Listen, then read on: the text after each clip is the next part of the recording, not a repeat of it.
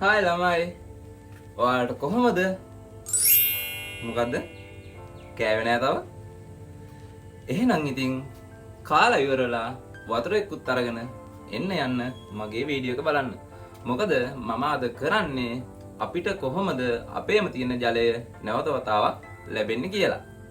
ඒකේ ප්‍රධාන වශයෙන් අදියරවල් 4ක් තියෙනවා. හරිද? එහෙනම් කාලේ ඉවරලා වතුර එකක් ළඟ තියාගෙන එන්න යන්න මාත් එක්ක. ඈ එන්නේ ඉතින් 3 2 1 මේ මොකද්ද මේ? ගිනි බෝලයක් වගේ තියෙන ඉර නේද? ලස්සනට පායලා තියෙනවා. මාර රස්නියක් තියෙන නේද? අර බලන්නකෝ. ගඟේ තියෙන ජලය උඩට ඇදලා ගන්නවා. මං හිතන්නේ ඉරේ තියෙන රස්නියට. ඒ කියන්නේ ඕකට කියන්නේ වාෂ්පීකරණය වෙනවා කියලා. හරිද?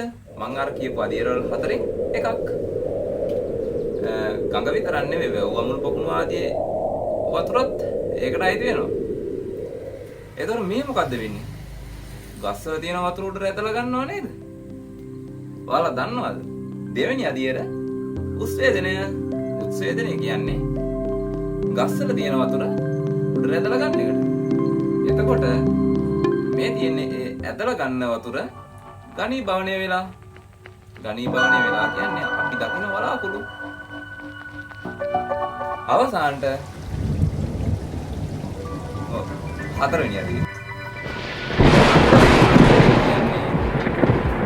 ලස්සන. බලන්න කොහින් ලස්සන.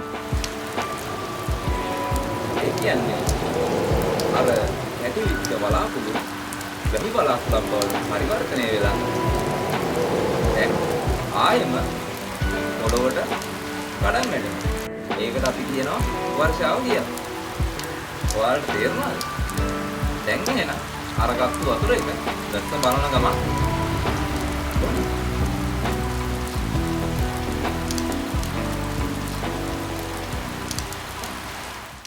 එහෙනම් ඉතින් හොඳින් මතක තබාගත යුතුයි.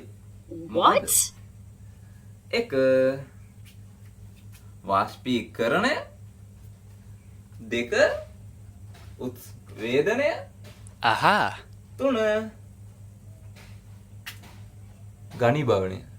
Wow. හතර මොකද්ද? හතර අපි මේ හැමදාම දකින හැමදාම කිව්වට හැමදාම නෑ. අවුරුද්දේ එක් කාලයකට සැරයක් තියෙන්නේ. උඩේ ඉඳන් වැටෙන වතුර ඒ කියන්නේ වැස්ස. Oh my gosh! එහෙනම් ඉතින් ජය වේවා. අපි ගියා.